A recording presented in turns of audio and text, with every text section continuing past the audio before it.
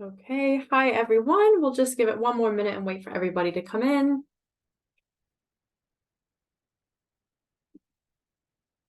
Can everyone who's here hear me and see me okay? If you could put a thumbs up in the chat, or you could speak out even. Okay, great. I will assume that means that everyone can hear me okay. Give it a couple more minutes and then we'll get started.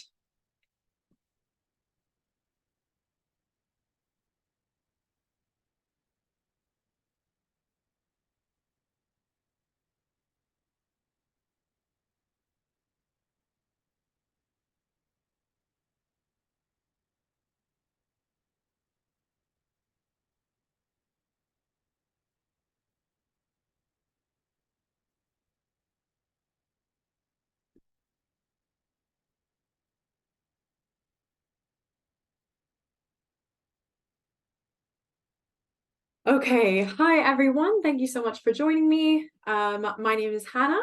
If you've met me before, it's lovely to have you here again. And if this is your first time seeing me, my name is Hannah. I'm with a company called Lanterna Education.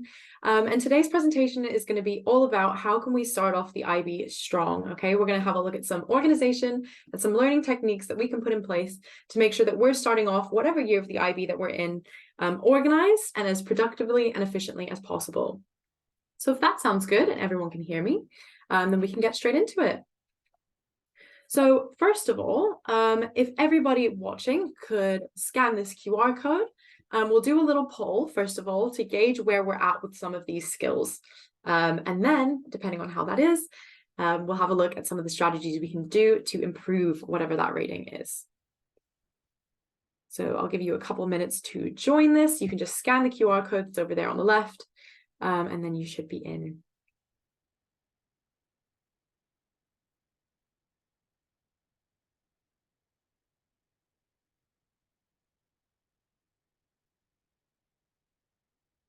Okay, so far we're at 50-50. So if the question is, how good are you at creating a schedule? We have an average score of 3.5. So people feel pretty good at being able to create a schedule. Okay, we have some more responses coming in. Our average has gone down a little bit. I'll just wait to see if there's any last responses. Okay, so on average, as a group, we're kind of at 3. We're kind of right in the middle of things, and we're thinking we're pretty good at creating a schedule.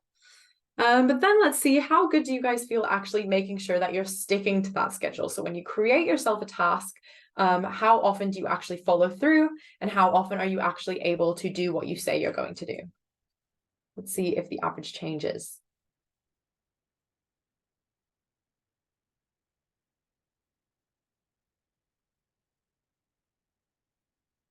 Okay, so we have some responses coming through.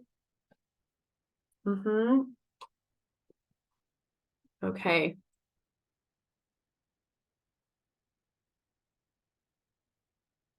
We'll give the last couple people a chance. Okay, so you guys can see that our average is a lot lower than what we had before. So it seems like lots of us, myself included, are okay at creating schedules. We know how to do that, but we're less good at actually following through when we say that we're going to do something.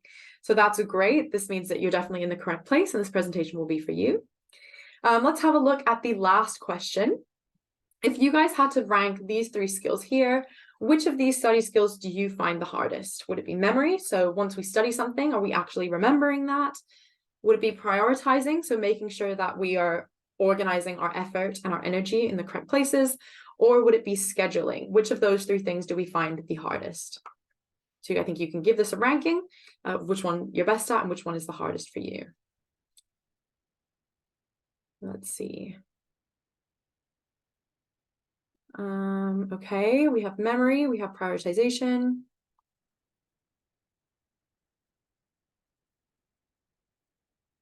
Okay, this is changing quite a bit.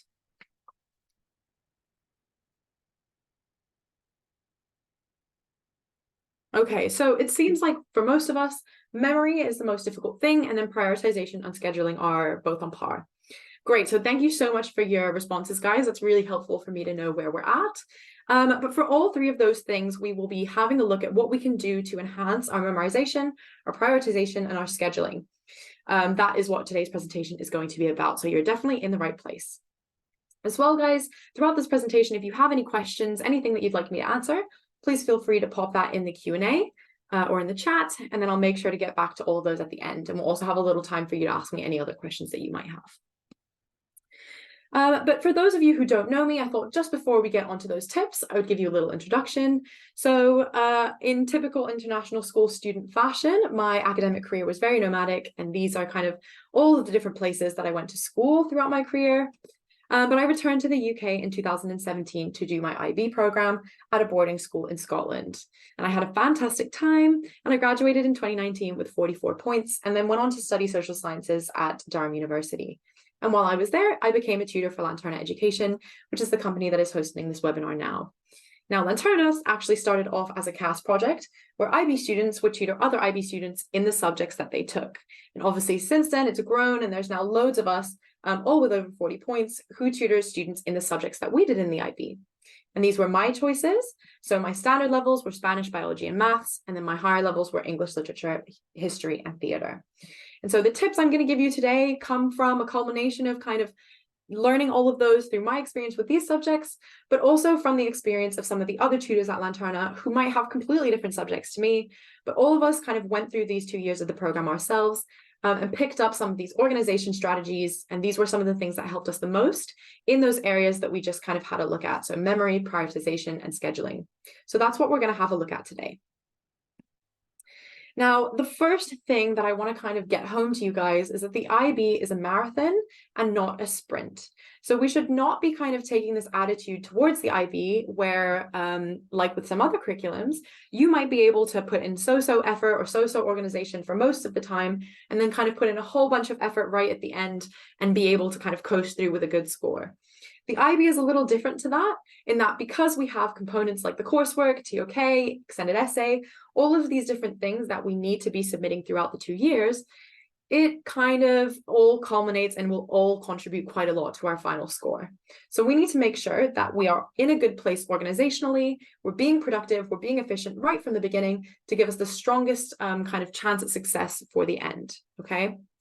So to kind of demonstrate what the IB journey looks like, if you are a DP1 student, that's kind of you at the end there. You're right at the beginning of your journey. And if we have a look at this, what I call a stress chart, you can see that IB1 is the time that you will have the most kind of relaxation. You'll have the most time to be able to actually get yourself organized.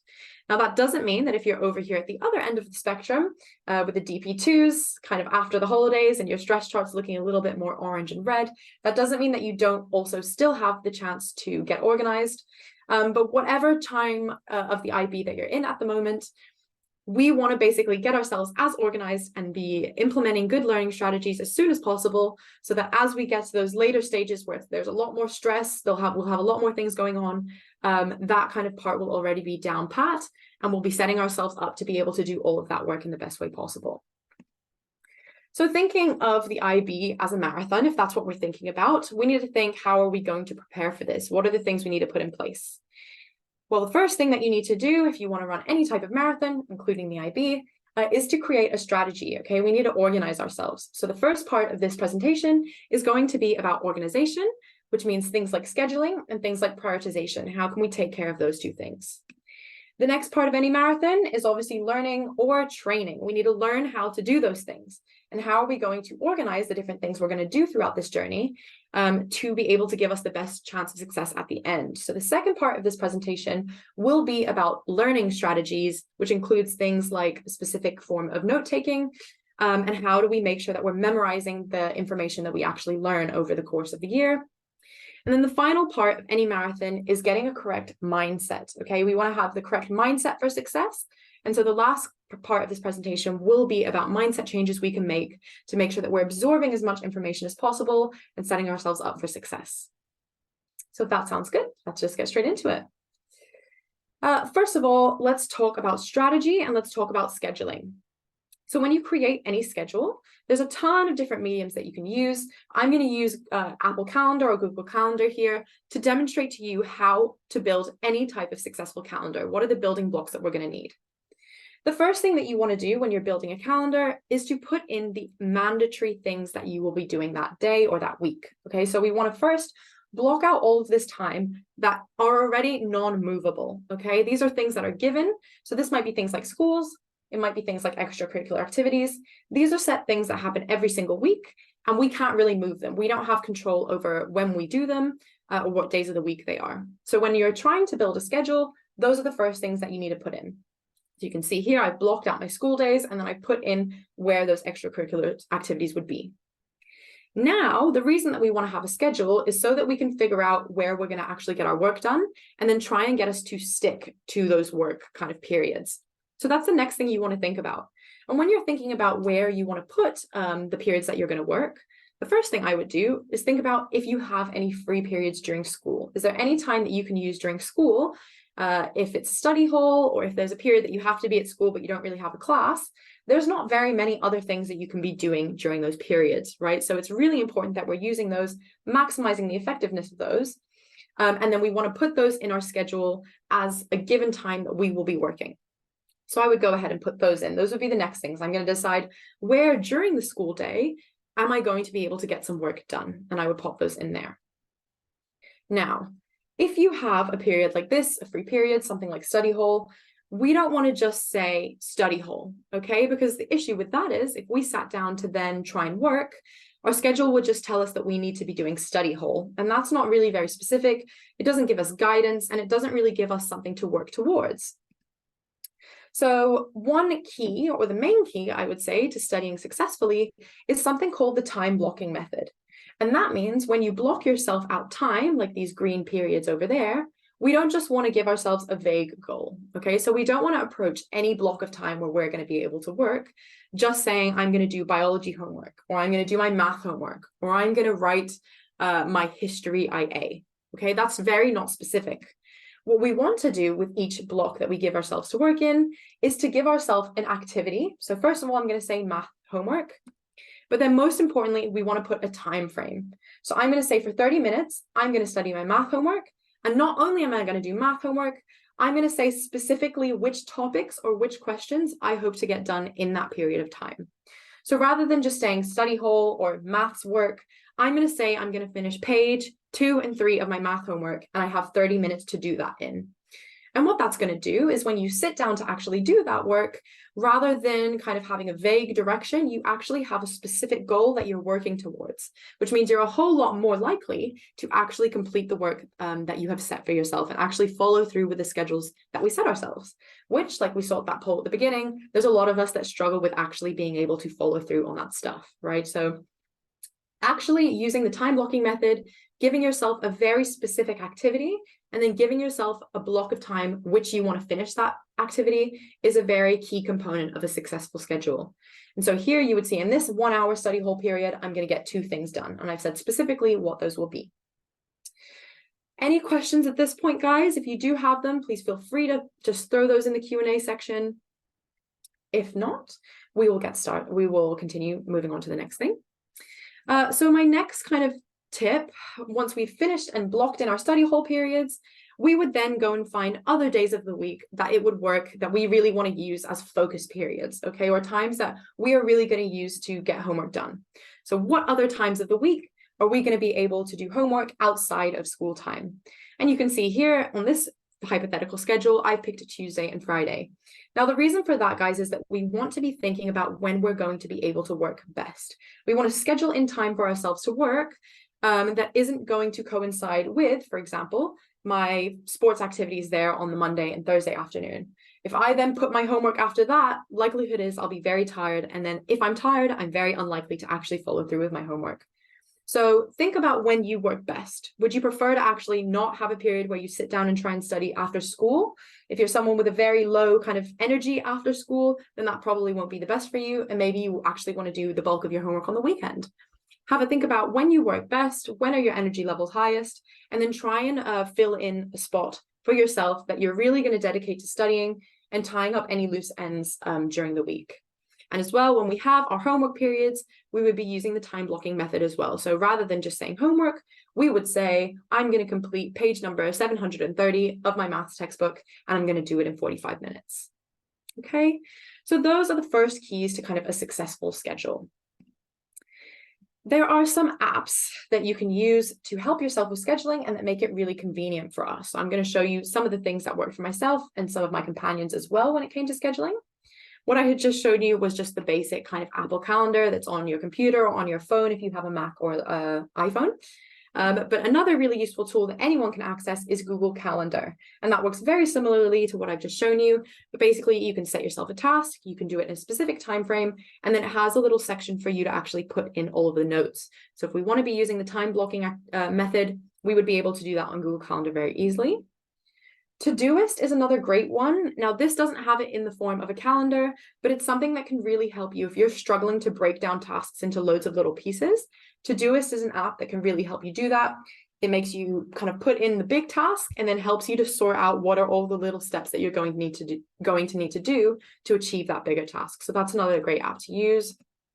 And then getrevising.com is actually kind of a cheat code. This is a website which, if you put in your deadlines and you put in your goals, Get Revising will actually create a schedule for you. So you can say, I have a math project due in 2 weeks, and it's probably going to take me about 6 hours to do that. You would fill in all of your activities, your school days and everything, and then Get Revising would take that task as well as all of your other ones and kind of create a schedule for you. So if you're feeling very lazy and you're not really bothered about what goes where, then Get Revising is a great tool to help you create that as well. So these are all technological options to help you schedule. But if you're old school like me, I'm a person that just prefers Post-it notes. So that was something that I like to do, is I would have a wall planner on my above my desk, and I would stick Post-it notes of what I was going to be doing and when. Or of course, you can use a paper diary as well. But the important thing is when you're scheduling is that we are blocking out a period of time to do something and then giving that period of time a very specific goal, rather than just saying, I'm going to sit down and do my Spanish homework, for example. And then another important thing is whatever method you choose, make sure that it's all stored in the same place. So we don't want some events stored in a paper calendar and some on Todoist and some on Google Calendar. Whatever you pick, you want to make sure that all of your information is going to be in that one place. So you always know, if I need to refer back to something, I'm just going to go straight to that app, rather than, okay, I have some things here, one thing there, because all that's going to happen with that method is you are going to forget things. And I used to be like that. I would scribble all of my homework on the actual handouts that we would get in class. And then later on, I'd be trying to ruffle through my bag frantically because I could vaguely remember we had something to do, but I didn't remember exactly what it was. So don't be like me, don't make that mistake, and just make sure that whatever method you choose, you're doing it all on the same place. Okay, now my next tip for organization would be prioritization. Now, if you are someone that has seen one of my in-person presentations, we will have gone over this briefly, but for those of you that haven't, I'll go over this very quickly. The reason that we need a prioritization square, or the reason that we need to be able to prioritize, is because if we don't have an idea of which tasks are the most important and which tasks we should begin with when we come home from school and sit down to do our homework, we might just kind of go about it maybe in chronological order of how they came up. So if you got English homework in the morning and you wrote that in your planner first, and then you got Spanish homework later on in the day, you might just sit down and try and do those in chronological order. However, one of those tasks might need more effort than the other one, or one of those tasks might have a deadline that's sooner than the other one. So it doesn't really make sense to kind of work through your work like that. Or if you're studying, it doesn't make sense to work through your studying topics like that. So what we want to do is have some kind of system of determining which tasks, when we come home from school at the end of the day, we're going to begin with. And the prioritization square is a great way of doing that, and something that I used when I was in school to really sort this out. It's not too difficult to wrap your head around. In this top left square over there, we would put the things from our to-do list that are the most urgent, so have an upcoming deadline, but then things that are also high effort or difficult. In the bottom left square, we would have urgent but easier things. So these are obviously things that maybe have a deadline coming up, but they're going to take you very little effort. So that could be like a permission slip, for example, that's due the next day. That's a quick little errand that you just need to get out of the way. Top right, you have not urgent but difficult. So this could be like a test that's at the end of the month. That's not that urgent. It's kind of far in the future, but you are going to need to put a lot of effort towards that. And in the bottom right square, we have not urgent and easy. So we would do these ones first. That square would be second. The tasks in this square would be third. And then the tasks over there would be your final square. And you would fill this square out with all of your tasks and then create a schedule or create a plan of attack based on these things. So in this case, if I came home from school and I have a limited amount of energy and a limited amount of motivation, this square is making sure that I use all of that energy and motivation where it would be most appropriate and where it would be most useful, which in this case would be my psychology IA data analysis section. Okay. So this is a prioritization square, which in its basic form is really, really great to use. So what I want to show you now is a way that we can kind of upgrade this, a way that we can make this more fun almost and make this easier for ourselves, is actually by using this app called Notion. Now, this is a great app for many different purposes, but I primarily used this and still use this as kind of my prioritization board. So this video here demonstrates to you how I would have used this in school. Okay, so you can see that you have these 3 different swim lanes, one for high priority stuff, one for medium priority stuff, and then one for low priority stuff. And then you can see here that I have each of my tasks. So I kind of would have made a prioritization square and figured out these things need to go in high, these things go in medium, and these things go in low. And then, like what you can see that I'm doing there, I would write in my specific time-blocked task. In Notion is really great as well because it lets you add whatever tags, whatever properties you want to all of your tasks. So you can put in as much or as little information as you want. So you can see there, I didn't have a biology option for my biology class. So you can just go ahead there and create one. Like you can see what I'm doing here. I couldn't find a biology class, so I created one there. And then you can see that you can actually open that task and add in whatever you want. I like to use the to-do list function and actually break down that task into all of the different things that you need to do. So you can see there, I've given myself a specific goal, finish questions 1 through 6. Then I'm going to check using my syllabus that I've actually done all of the information for this summary sheet. And then I have a question that I wanted to ask my teacher. And so I put that on my to-do list as well.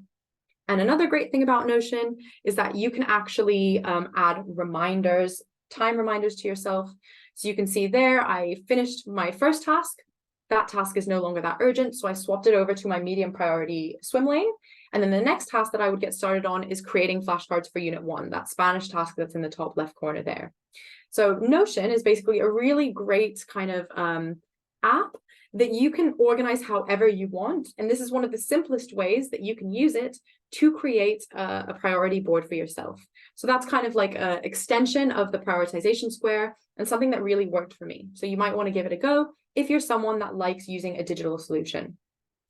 Now, we don't really have time for me to go in and show you how I would set this whole thing up, but if you are interested in using Notion and setting up a prioritization square, something like what I just showed you, we do have lots of Notion templates on the Lanterna website.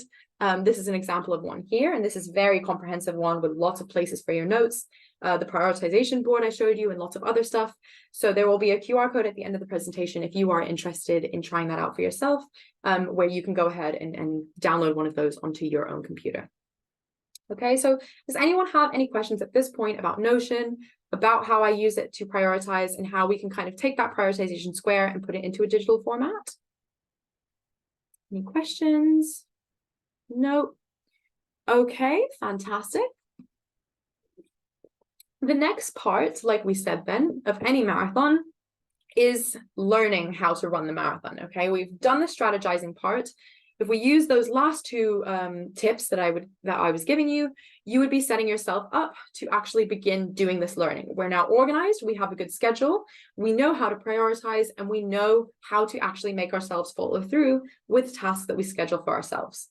Our next job is going to be learning, actually doing all of this learning, and how do we make sure that when we do the learning, we are actually remembering it later and it's staying in our memory, and we're not just kind of sitting through a class and letting all of that information wash over us and not actually retaining anything. So that's what this next section is going to be on. Now, loads of students have come to me or used to come to me when I was a tutor, frequently saying stuff like, Hannah, I'm so frustrated because I studied a lot this weekend. I studied 3 hours this weekend, but then I had the test on Thursday and I couldn't really remember anything. I didn't actually get many of those points, but I spent all this time studying. Now, that is a super frustrating experience to have. And I completely relate. There's been so many times that I think I've done a bunch of work, but then it actually comes to the test and I can't remember anything. Or maybe I'll study really hard for a test, put all of that information onto the exam, but then the second that I walk out of that exam, I've completely forgotten absolutely everything. Now, there is a psychological, scientific reason why this happens. On the screen, you can see the forgetting curve. Now, this is something that a scientist called Ebbinghaus came up with.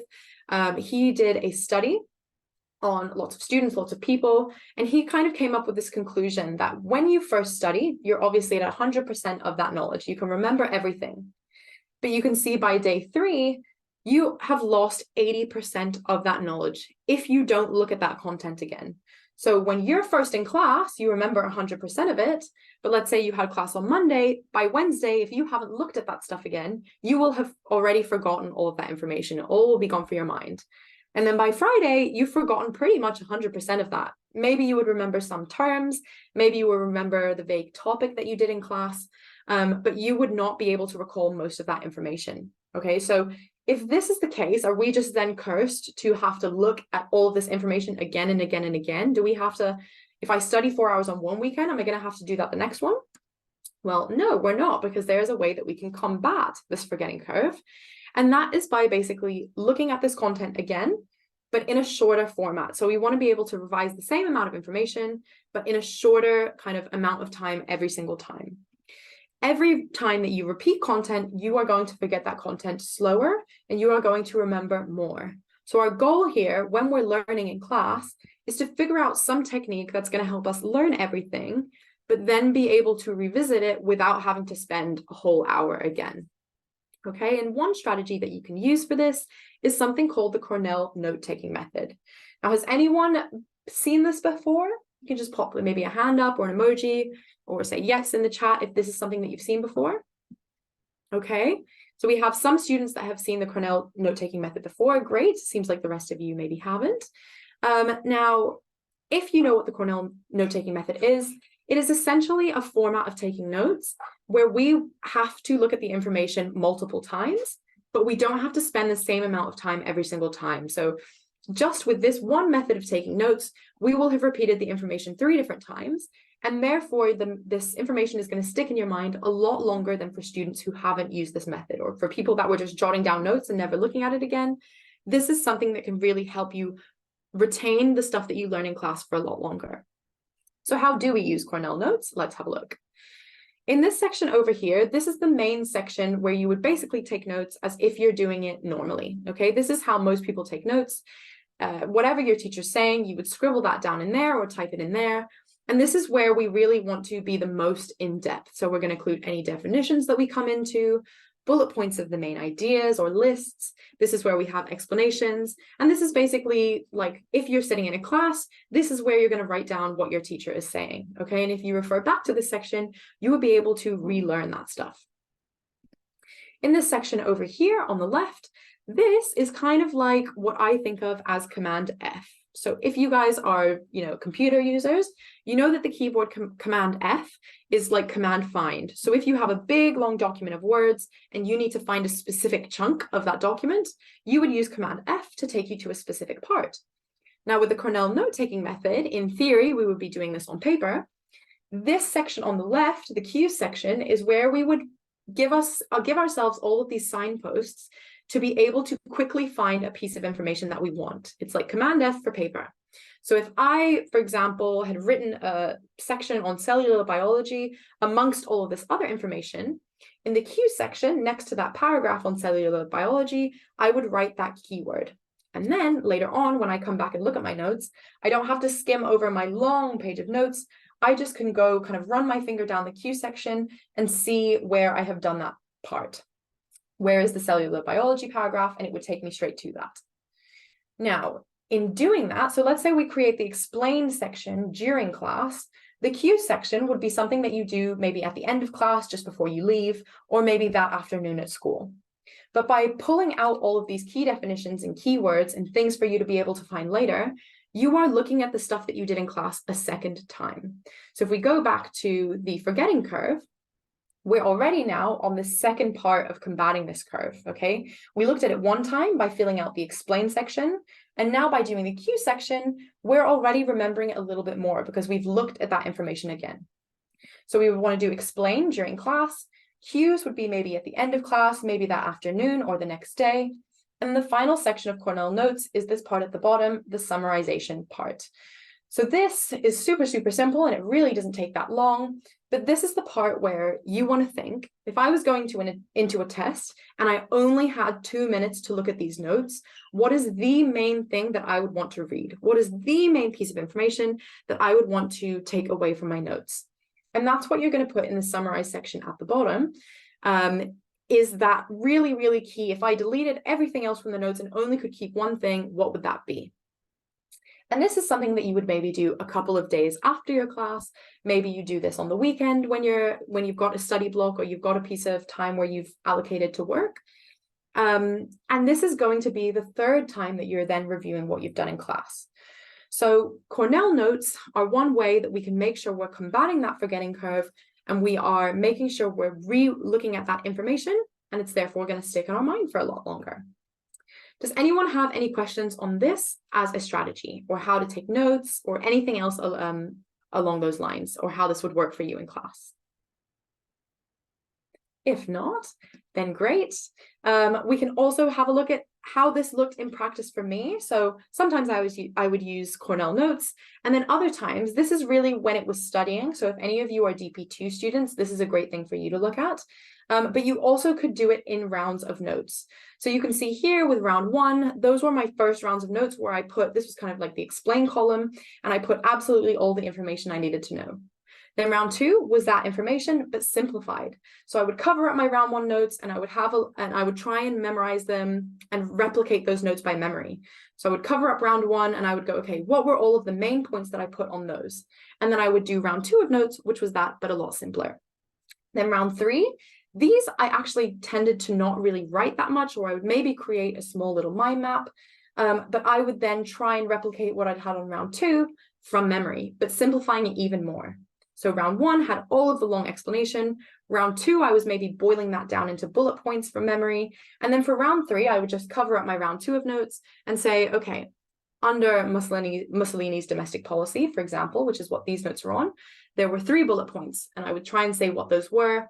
And then if I missed anything, I would highlight that and try again, cover it up and speak out loud to myself again and see if I could remember it. And that way, you're kind of looking at this information multiple times and remembering more every single time. Now, if there's no questions on that, we are free to move on to the final part of this presentation, which is mindset, okay? Having a positive mindset, a champion mindset. What is the main kind of mindset we need to take when we approach the IB that is going to set us up for success? Now, the first tip that I have for you, or basically the main tip, the main thing you can take away from this section, is that when we approach the IB, we need to be having a growth mindset. What that is where every time that you fail or every time that you bump into a challenge, and you will bump into many of those over your time as an IB student, we want to make sure that we are going to learn from that experience and we are going to grow from that experience. Because otherwise, we are just going to keep on making the same mistakes, okay? And I can give you an example of this. Again, if any of you were with me in person, you will have heard this story. But for me, my extended essay was one of the biggest disasters of my IB experience, okay? I was really bad at procrastinating, and I just could not sit down and get that essay done. Now, if I had continued that habit on for the rest of my IB, then there would have been many other pieces of coursework that did not go so well for me, okay? And I probably would not have been able to get the score that I did. However, after that experience, I learned, okay, I can't do this anymore. And I tried to find strategies that actually worked for me, and I ended up being able to stop myself procrastinating a little bit more. So that is what we want to do, okay? We want to find ways that we can grow from all of our mistakes. And that way, by the time you get to your exam, if you've kept on learning from the things that you don't do as well, then you will have improved in all areas and be able to get yourself a better score. So that's the mindset that we want. And my first tip for helping you be able to do that is tracking your problem areas. So if you go into your syllabus of any of your subjects, you will find something that looks like this, which will give you kind of a breakdown of all of the different things that you're going to do over the course of the year. Now, if we give ourselves a traffic light system, or we take stock of how comfortable we feel with each of those things, then we will know exactly what are the things that we need to get more help on. So this, if you've seen this before, Here, I've broken down each different line of the syllabus and given myself a traffic light reading of how I feel with each of those concepts. So if it's a green light, then that means that when I did that in class, I actually felt quite comfortable with it. And I know that if a question on that came up during an exam, I would be able to answer it fairly confidently, okay? Orange light means it depends how this would come up. If it came up in one type of question, maybe I'd be able to answer it, but there's some stuff about this unit that I'm a kind of iffy on, and I'm going to need to kind of look at that again. And then a red light is obviously like I completely blacked out during that class. I really don't understand anything. And if I have any hope of doing well on a test on this subject, then I'm going to need to relearn that subject, or I'm going to need to spend a lot of time on that. So if you're following this tip and taking track along the year or along the years of the IB of where you're doing well and where you're not doing so well, that means that at the end of the month, you will be able to go to your teacher and say, look, I didn't understand this too well. Can you help me? And if we're really taking stock of our problem areas, we'll know how to fix them, okay? Now, my second mindset and my final mindset tip comes from actually a study that someone called Lance King, he's a very famous kind of person in the IB space. He did a study where he studied this school in New Zealand, okay? And he took the test scores, he kind of trained over a couple of months, a bunch of students in a specific test. And then at the end, he got all the results back, and some people were on one end of the scale and they did really, really well. And then some people did not do so well, okay? And he decided, I need to figure out what is the difference between the students that have done very well and the students that have not done so well, okay? Because they all were under the exact same conditions, the exact same amount of time to learn this concept. And he said, okay, if I want to figure out what the difference between these two groups of students is, I just want to take out the middle. I want to ignore what happened to all of the students in the middle. And I want to really focus in on what is the difference between students who do really well and students who don't do that well. And what he found was something called what he calls failing well, okay? He found that students who got the best high scores were doing what I was talking about earlier. Whenever they failed well. Now, what does that mean? That means that when we run into a challenge, when we run into something that we're not doing so well, you are learning from it. Rather than kind of getting upset and thinking, oh my goodness, I'm so bad at this, you want to take stock of what went wrong, and then you want to figure out how to fix it. So that's what the difference between these two groups of students was. And we want to be doing things in these 2 years of RIB, as we kind of do this marathon towards the end, we want to make sure that whenever we make a mistake, because it will happen, we are making that mistake work for us. So some things that could actually look like, what are specific behaviors that you should try and encourage yourself to do, is highlight questions that you get incorrect, and then schedule time for yourself to learn that topic later. So this is something that I did a lot. If I was doing a math problem or I was doing homework and I found that I just didn't understand something, I didn't know how to answer a question, then I usually drew a big star next to that. Or if I had a question about something I was doing in class and I didn't understand it, I would draw a big star and then put it in neon colors. I would highlight that part. And then the next time I went into that class, or the next time that I saw my teacher, I would say, can you please help me with this? I didn't understand. And I would schedule time specifically to go back in, and then once I'd had that advice, try and solve that question.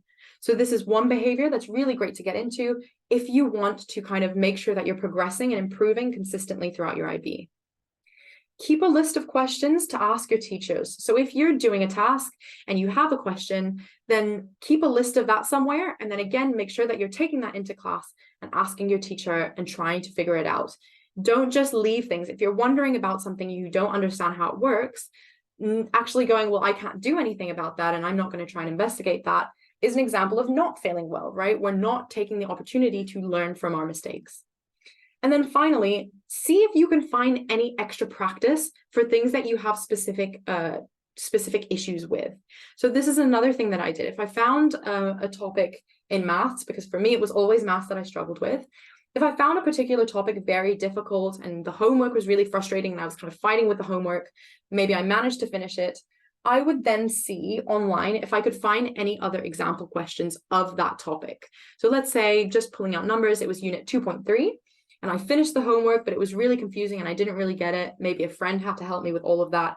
I would see if I could find more of those types of questions and basically keep on doing it until I was able to get it, okay? Until I kind of got what was going on. I watched YouTube videos, I reached out to friends, and I got people to explain it to me over and over again until I actually did understand that concept. So that's a final thing that you can do. Is there's so many resources online, especially on specific kind of topics or specific units. So see if you can find any extra questions or extra help. And a lot of the times you can find that for free on YouTube. Loads of teachers post their resources. So have a look if you can find any other extra questions of that unit.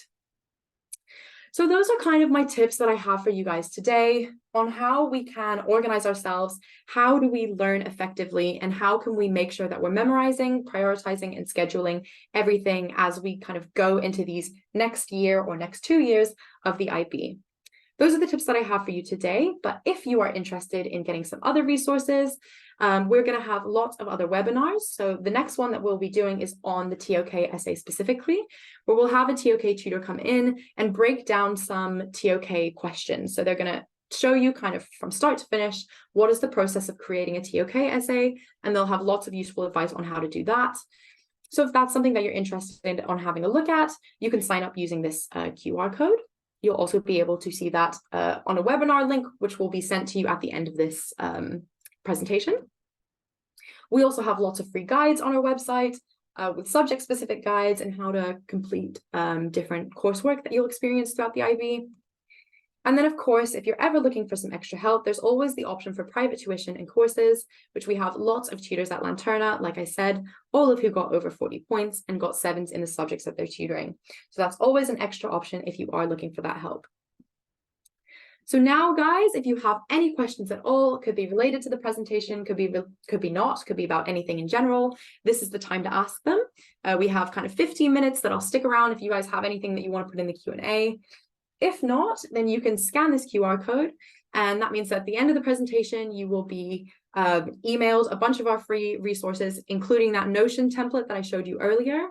You could also be entered into a raffle for 5 free hours of tuition on Lanterna, if that's something that you'd be interested in. If you scan this QR code, you'll have the chance to win 5 free hours. But otherwise, guys, thank you so much for joining me. I'll stick around, like I said, if you have any questions. But other than that, I hope you guys have a fantastic weekend, and thank you so much for joining me. Bye.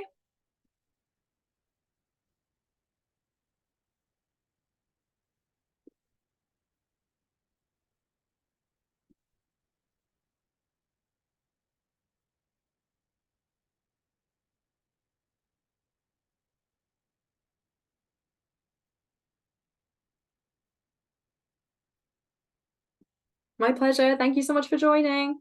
Bye.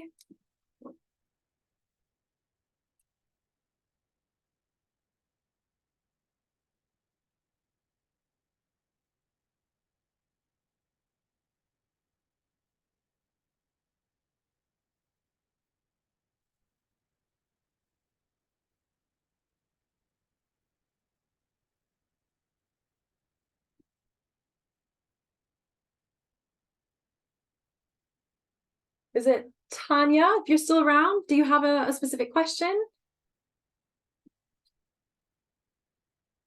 If you'd like, you can just shout it out, or you can type it in the chat. Anything at all, could be the presentation or uni or just anything, please feel free to ask.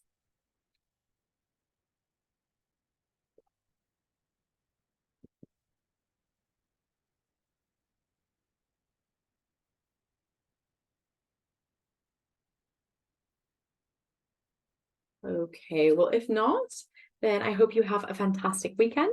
I'll finish it here, but as always, you can contact me, Hannah at Lanterna, if you would like to ask me anything specific, okay? Have a brilliant weekend, and I will see you later. Bye.